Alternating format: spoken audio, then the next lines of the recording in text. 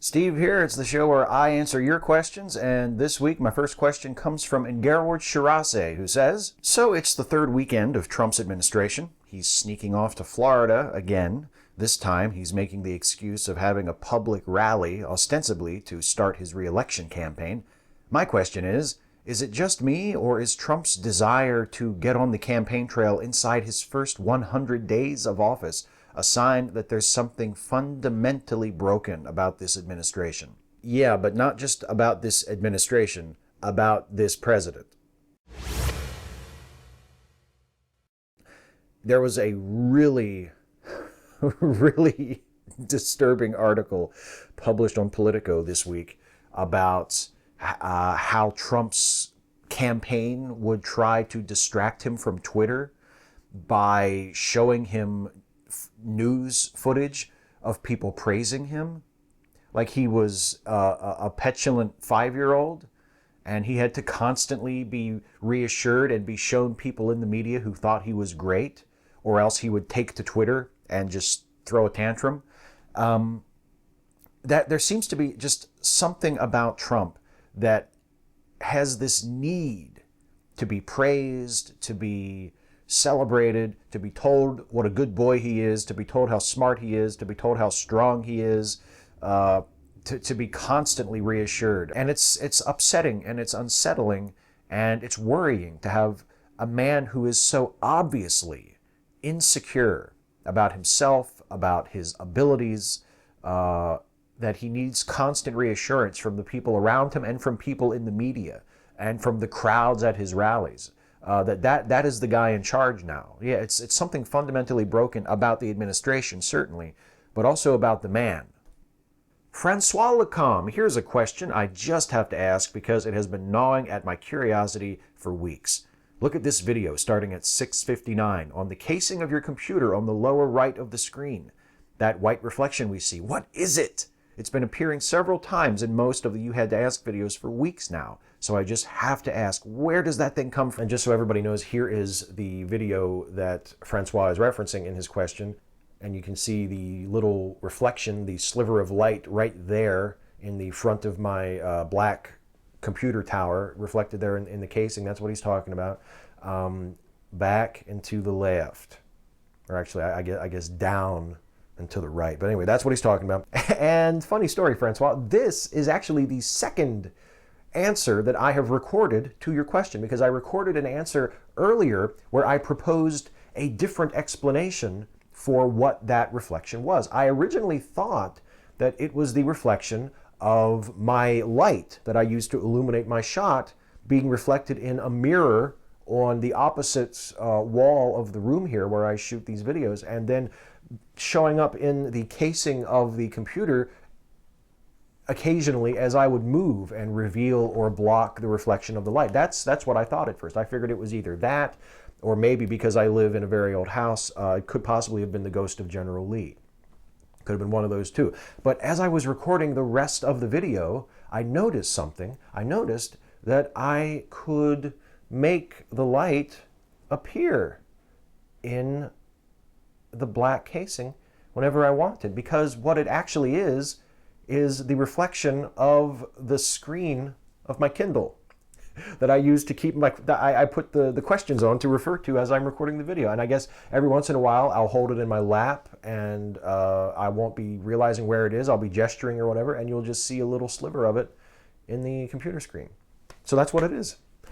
That's the real answer. Science, empirical study, deductive reasoning. I had a theory that fit the facts that turned out to not be correct, and I discovered the real answer with repeatable results. Look at that. Science for the win. I'm a scientist. Carlisle the Cinephile. A few months ago, I asked you for advice on how to deal with issues in my personal life that were causing me to feel depressed. I appreciate your insight, have been trying to take your advice, and am doing a lot better now. But now I have another question related to all that. I have a younger sister, and the same stuff that's been affecting me is also affecting her. Add on to that being a high school senior and having to deal with the inherent uncertainty that comes with that, and she's not exactly in a good place. A while back, she was actually diagnosed with anxiety disorder, and one of the ways it manifests is that when she makes even the tiniest of mistakes, or when someone gives her criticism, she will verbally berate herself very harshly. That transfers the issue from whatever she needed to work on to making her feel better about herself. I know that isn't a healthy way to deal with things. I'm at a loss as to how to help her. It's been brought to her attention several times, and she always counters that it's just how she reacts to things. And it seems like she doesn't even try to break that behavior. I know from personal experience that it's not easy to break habits like that, but I also know that all wallowing in self-loathing will do is make you feel a million times worse. I feel conflicted. I want to be patient and understanding, but I also don't want to coddle her or let her continue self-destructive behavior. Do you have any advice how I can help her? I think it's a matter of mostly being patient and understanding and supportive of her, but learning how to pick your spots when you do want to push her a little, or to sort of encourage her to change her behavior, or when you want to try to sort of pull her up. You can't do that every single time that she's in a funk, or that she's berating herself, or in her anxiety or depression. You can't do that every single time. Hopefully you know her well enough to be able to at least take an educated guess when she would be more receptive and when she would be less receptive. But even then, you're probably going to fuck it up half the time. It's such a complicated thing, and dealing with someone who struggles with anxiety and depression is, it's obviously much more of a challenge for them because they're the ones going through it, but it's a challenge for you too because you want to help, but you don't know when you'll be able to help and when you're going to just make things worse. But I think because you have gone through it and are going through it yourself, you might be in a better position than someone like me would be to help, because I've never personally struggled with that all that much. Like I've never had to deal with my own really serious depression or anxiety that was bad enough that it was affecting my life. Like I'm very fortunate that I've never dealt with that. But you have, and you are, and you say you're doing a lot better, which I think is wonderful. I'm very, very glad to hear that. So maybe you can draw on a little bit of that experience to inform your own behavior when you're trying to decide whether or not you should be patient and quiet and supportive of your sister, and whether or not you should be a little more proactive in involving yourself in her anxiety. But and again, as I always say to anyone who ever asks me advice about any of this stuff, my best advice is to find someone else to ask for advice. Because not only am I not a trained professional about any of this, but I even lack personal experience. The only experience that I have to share with you is the experience I have had as a non-depressed, non-anxious person trying to help people close to me who are, and doing a good job half the time and really fucking up half the time. So your mileage may vary, but good luck. I hope that you and your sister continue to feel better. Laura Rosa, dear Steve, is this rape? I saw a movie where a man had a magic charm, and this magic charm will basically make any woman fall sexually desire him. So on some level, is it rape? Since in one hand, the women are consenting, but on the other hand, there's something supernatural that sort of forces or manipulates their mind. I always wonder that when men in movies use magic or powers. One movie I saw, a guy use mind control, for example. I also saw this movie where this guy used a magic wish from a genie to make the women who didn't like him fall in love with him, and then they dated and slept together. I often wonder if these situations are rape or not, but the movies never make it seem like a big deal. Am I weird for wondering this? Oh no, you're not weird at all. Lots of people have noticed these things. It's not unusual at all for movies to pass off completely inappropriate behavior as romance. And lots of people notice it. And what you're describing, I don't know what movie you're referring to, but it reminds me actually, and speaking of something that does take it seriously, that does make a big deal about it, it reminds me of the character of Kilgrave in Jessica Jones, the Netflix series, where he has like a mutant power, or some kind of superpower, but essentially it's the same thing as like a love potion. He can make people do his will. He can make people do what he wants them to do. And when he tells you to do something, you can't refuse him. And he used that power on women, and specifically on Jessica, to make her love him and to make her be happy with him. And they have this conversation much, much later after she has broken free of him, where she says, you know, you raped me, you abused me, you forced me to be with you. And his response was, oh, you were happy, I was with you, I saw how happy you were. And he doesn't get that the only reason she was happy was because he was making her be happy. He took over her mind. He robbed her of her free will and of her agency, and he made her be what he wanted her to be. And that is rape. That's what it is. So if you use a magic potion to make a woman fall in love with you or make a woman have sex with you, not just a woman, anybody, if you use magic or coercion or a psychic superpower or any of these other imaginary things, or, you know, like a date rape drug, whatever you use, if you use it to make someone do what you want them to do by taking away their will or by altering their judgment, you are robbing them of their ability to consent. You are robbing them of their ability to say no to you. And if you use that to have sex with them, you're raping them. That's what it is. So, no, I don't think you're weird for noticing that, and I think you're absolutely right. It is rape. It's rape. And the big question, as far as our community is concerned, do you think it might be time to try an intersectional atheist movement again, now that all but the heaviest sleepers are starting to wake? Do you agree this is the only path to non-believer representation, now almost 25% of the U.S. population in the U.S. government? Is it remotely achievable in this climate? I do think there needs to be an intersectional atheism. I think there needs to be an atheism that is identifiable, that people who aren't atheists and people who are atheists can see and can recognize as a legitimate movement, a legitimate community that stands for things other than just insulting religious people and defending the terrible people who also happen to be atheists.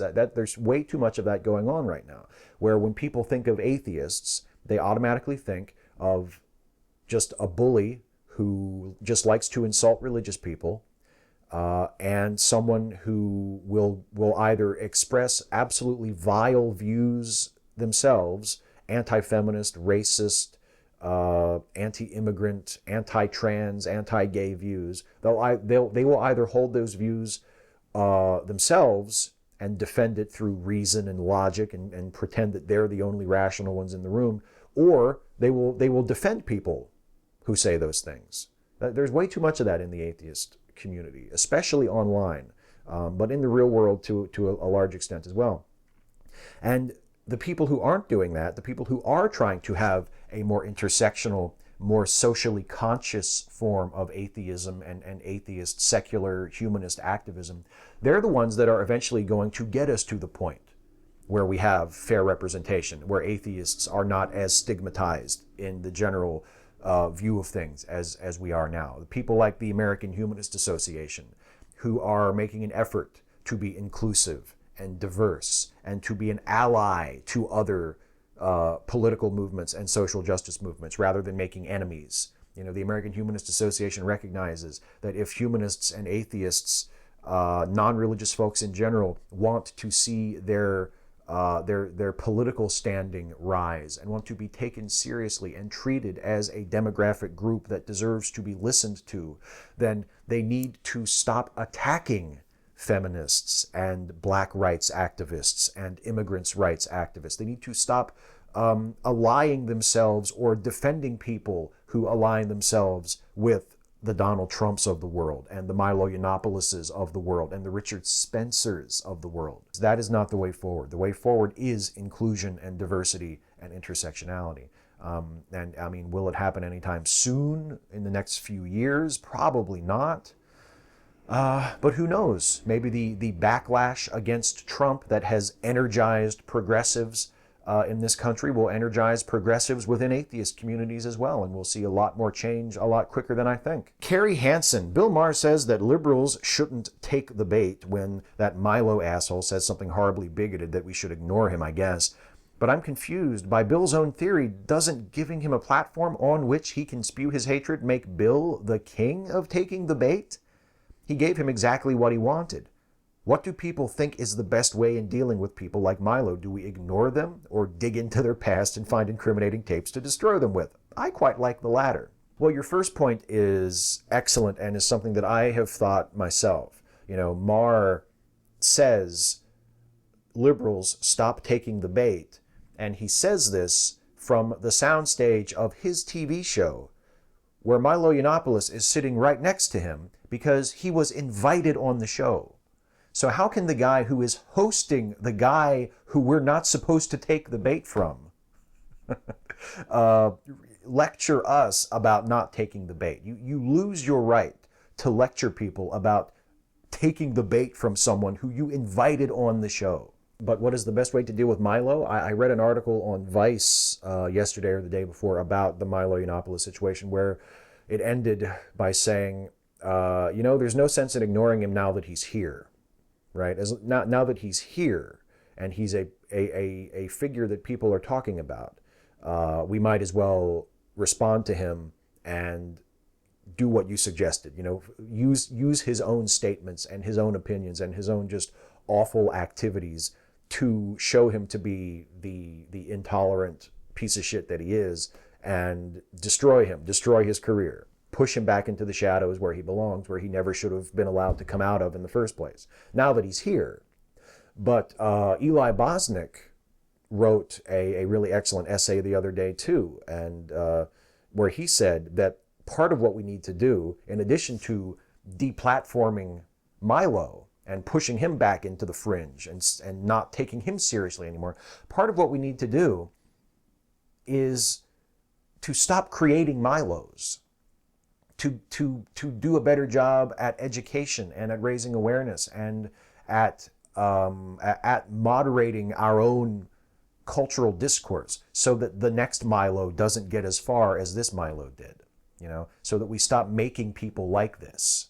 So we don't have to keep having this conversation of, oh, now that he's here, what do we do about him? We shouldn't let him get here in the first place. We should keep him over there where he belongs, because he has nothing creative or new to contribute. He has nothing but just toxic, intolerant bilge to spew, and there's no reason why he should have ever been on television in the first place, let alone gotten to such a point where people had to say, oh, he defended pedophilia on a podcast like a year ago. Maybe you shouldn't be inviting him to speak at stuff.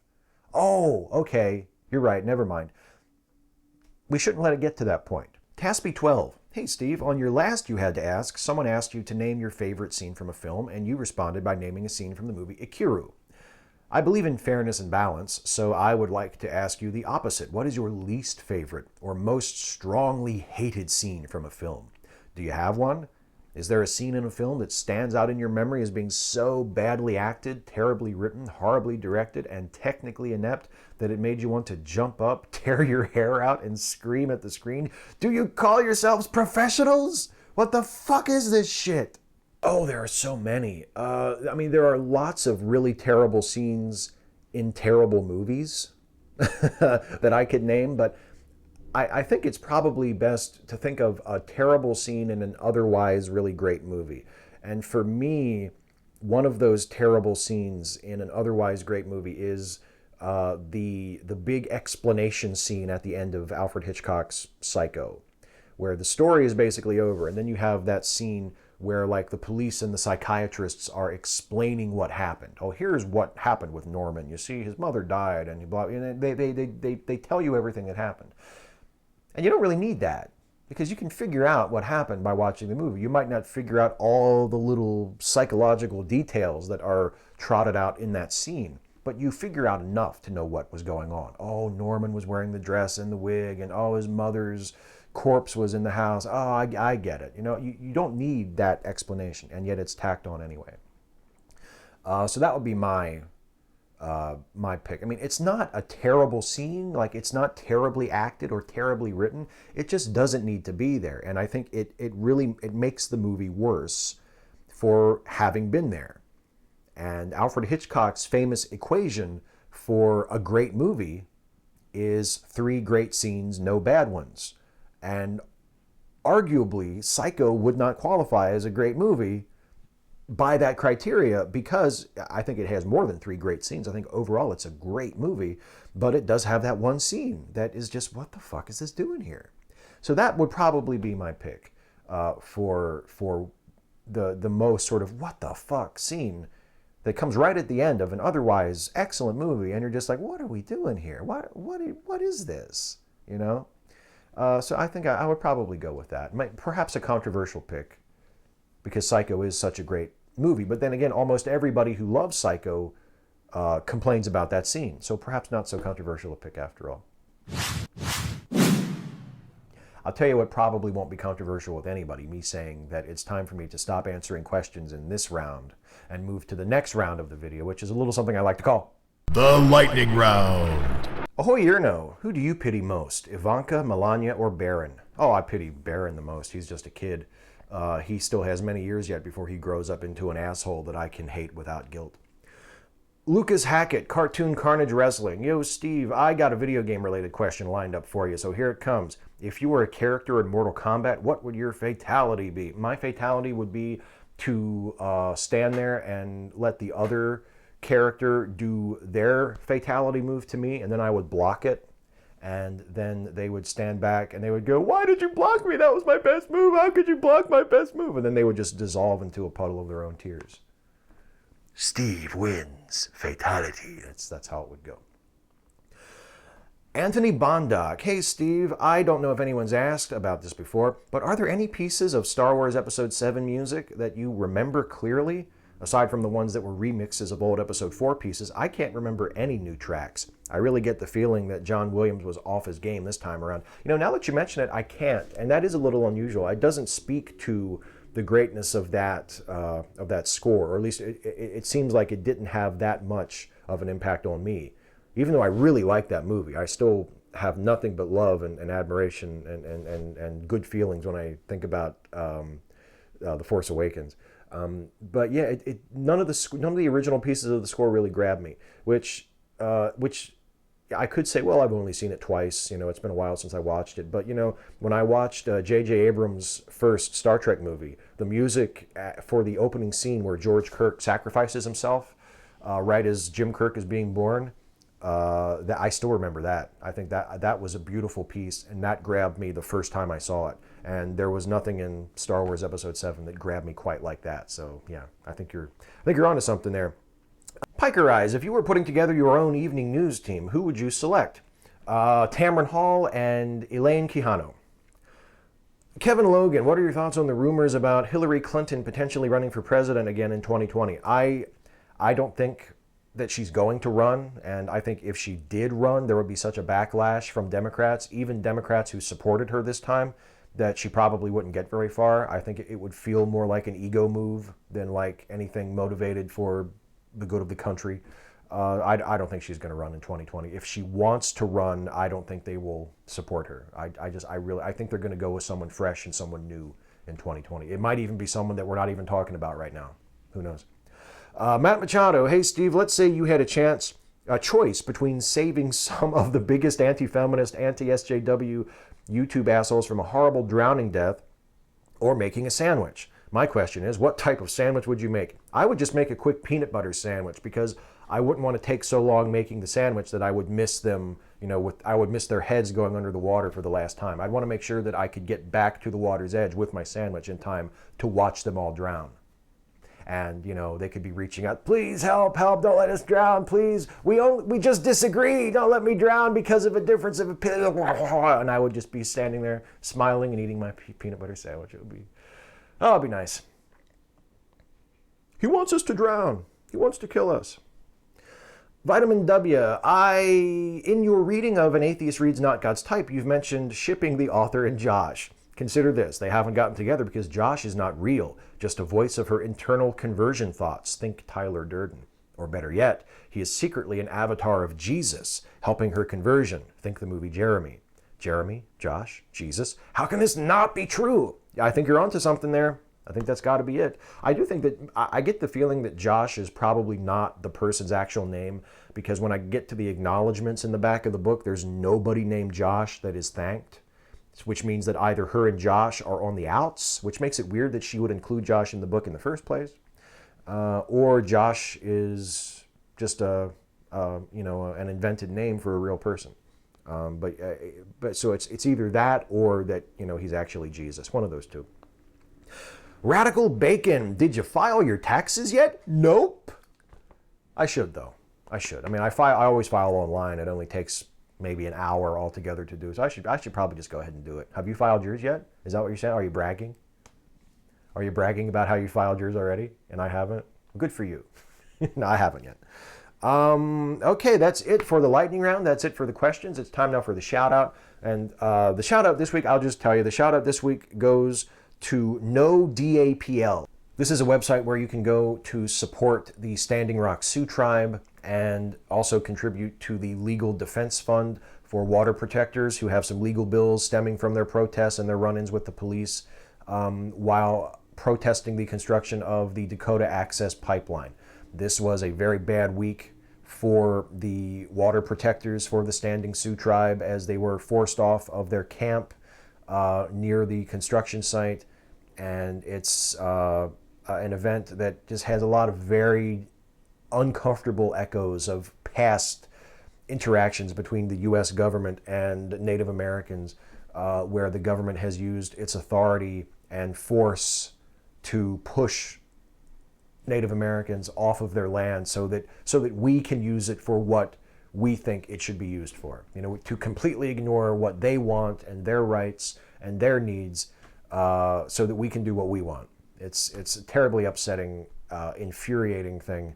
And if you want to support the people of Standing Rock, you can go to nodapl.life and again contribute to their legal defense fund and contribute to support the tribe itself. I think that would be a very, very good thing to do because, as I say, this past week has been a rough one for those folks and a rough one for anybody who thinks that indigenous people should be treated with dignity and respect and have their rights upheld. Just if you're wacky like that and you think that's important, go check out nodapl.life. On a lighter note, you can also check out the Lemme Listen podcasts. These are podcasts that are created by my friend Jason Harding, aka Jason with a D, and there are a whole plethora of awesome podcasts under the Lemme Listen umbrella. There is, of course, Lemme Finish, the original, co-hosted by Jason and Finite Atticus. There is American Monsters and How to Destroy Them, the hilarious improv comedy podcast. There is Filmtastic Voyage, co-hosted by Mike and Alex. There is Cinetific, the movie science podcast, co-hosted by Professor Jason and Professor Aaron. And then there is Late Seating, the movie review podcast, co-hosted by Jason and me, where we take a classic film, a film that has a certain reputation, either for being great or for being terrible. We give it a fresh review. We make fun of it for your own amusement and for our own amusement. I have to admit, we think we're pretty funny. That's a good trait, right? That's a likable trait when you think you're really funny and you laugh at your own shit all the time. That's generally considered good, right? Anyway, we do that and we decide whether or not the movie deserves its reputation, whether it has a good or a bad reputation. And the most recent episode that you can give a listen to is our review of the romantic comedy starring every British actor ever. It's like a Harry Potter movie without Harry Potter and magic and drama and intrigue and likable characters and any reason to pay attention. Love Actually. You can listen to our review of Love Actually, and you can get ready for our next review, which will go up next week, which will be a review of the classic Arnold Schwarzenegger film, Conan the Barbarian. So get ready for that. That's going to be a lot of fun. You can listen to our most recent episode of Late Seating, all of our past episodes of Late Seating, and all of the episodes of all of the excellent Lemme Listen podcasts by going to lemmelistenpodcast.com. That is it for me, everybody. I am out of here for another week. Please leave a comment on this video asking me your question for next time. You can ask me anything about anything. Nothing is too serious. Nothing is too silly. I will answer as many of your questions as I possibly can in the next video. So ask those questions in the comment section down below. In order for me to do this, you have to ask. Thank you as always for watching, and take care, everybody. Hey folks, one more thing before I go. I hope you enjoyed this video. If you did, please like, share, and subscribe. And also please consider helping me to make more videos like this one by supporting this channel through Patreon. You can go to patreon.com/Steve Shives to become a patron of this channel. Thank you ever so much once again for watching, and I'll see you next time.